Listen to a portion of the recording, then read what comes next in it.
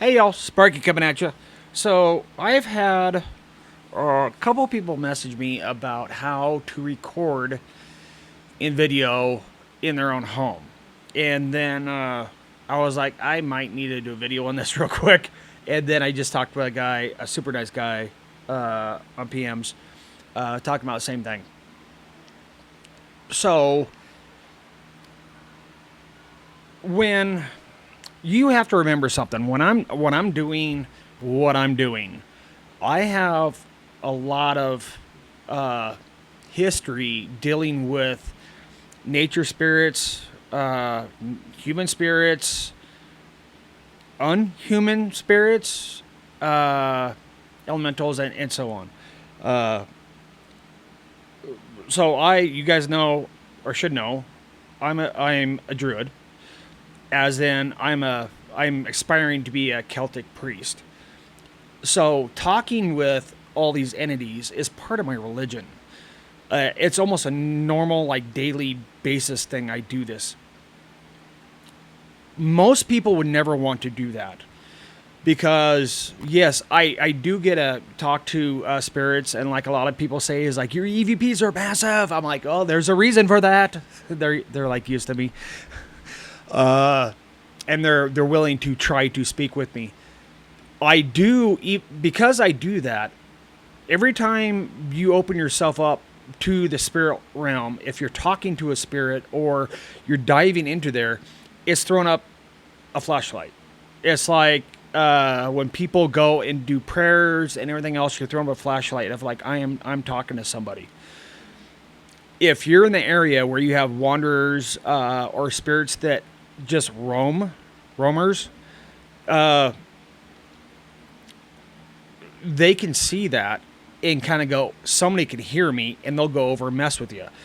Some of them are very, very nice. Some of them are not. Some of them are very angry because of everything they've gone through.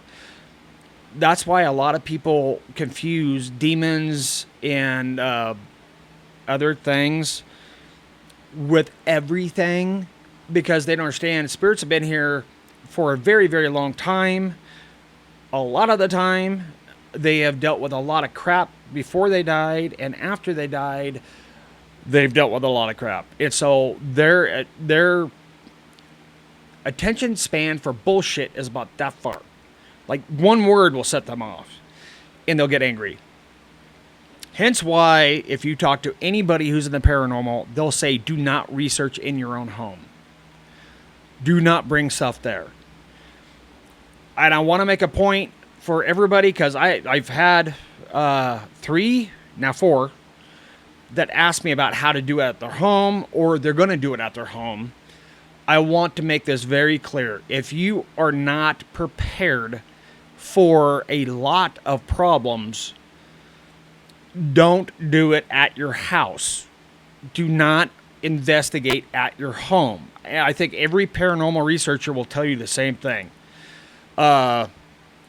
You have to be very prepared and very used to dealing with odd situations where you have to work through it to make sure they're good and that you can help them cross over, or you can help them get into a safe place where they're happy, or you have to repel something because it's coming at you really hard.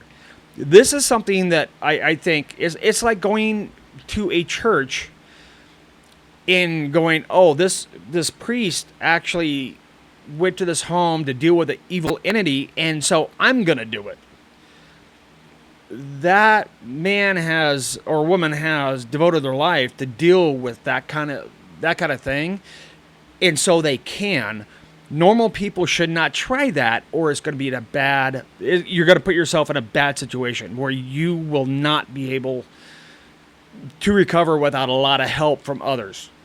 I just want to put it out there because I think enough people are like, he's actually doing this on his own property. You guys seen it, me doing this in my room. The ones that are in my room are the only ones in my house. Other ones can't come here because I actually made a barrier. They can't come inside my house. Some are allowed, some are not. There is a lot going into this for people that deal with spirits day in and day out. because of their religion, whether it's a Catholic priest, Christian priest, shaman, a Celtic priest. We all do it in our own ways, but we're used to it and we know how to deal with it when it gets bad. I am asking everybody, is like, I understand what you're seeing on my videos, and I know a lot of, like, if I don't have to travel to try to find something, I can do it at my house. Please don't. If you're not so far into it, it's already your life, and you already know how to protect yourself, and you already know that you have a barrier up, nothing's going to cross, and if it does, you have people warning you something's hit, like, in your area. Not only for you, for your family, for your kids, for your pets. So I'm just going to put that out there because it came up.